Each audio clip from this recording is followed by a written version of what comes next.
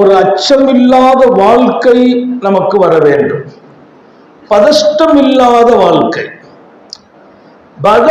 பதஷ்டம் என்பது வாழ்க்கையில் இருக்கக்கூடாது. பலகீனம் இல்லாத ஒரு வாழ்க்கை. நம்முடைய ஆன்மீகம் போதிக்கிற பாடத்தில் பெரிய பாடம், எதற்கெடுத்தாலும் பதறக்கூடாது. தமிழ் பழமொழி உண்டு, பதறும் காரியம் சிதறும் என்பார்கள். பதறும் காரியம் சிதறும், கைகூடாது. பதட்டமே ஆபத்தானது. எப்போதும் பதட்டம் என்பது எதிலும் இருக்கக்கூடாது. சில பேர் சில இடத்துல வீழ்கிறார்கள் என்றால் அவர்கள் பதறும் போது வீழ்கிறார்கள். பதட்டம் என்பது ரசூல் விரும்பியதல்ல. அவசர குணத்தை கூட அன்னலார் வேண்டாம் என்றார்கள். பதட்டத்துல அவசரப்படுற நிலை வரும். அவசரத்துல தான் நிறைய விபரீதமான முடிவுகள் நடந்தது. அல் அஜலத்து மினஷ் ஷைத்தான் என்றார்கள் ஸல்லல்லாஹு அலைஹி வஸல்லம். அன்றைய உலகம் புரிந்து கொள்கிற வார்த்தை. அவசரப்படுவீர்கள் என்றால் ஷைத்தான் உங்களோடு வந்து விடுவான் என்றார்.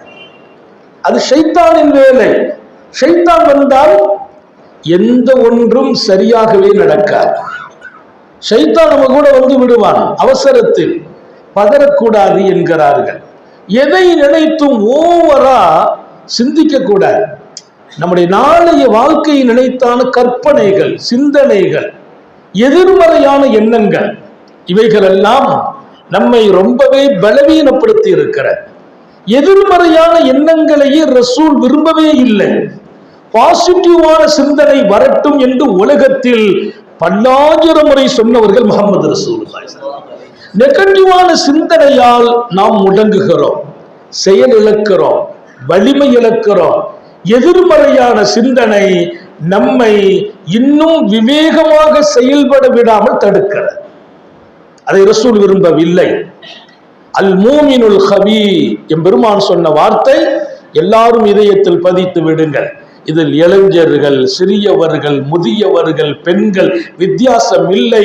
சக்தி வாய்ந்த ஒரு மூமின், சக்தி வாய்ந்த மூமின். நான் வயசான ஆளு, வயசுக்கும் சக்திக்கும் எந்த ஒரு பிரச்சனையும் இல்லை. வயசாயிட்டாலே பலகீனம்லாம் இல்லை.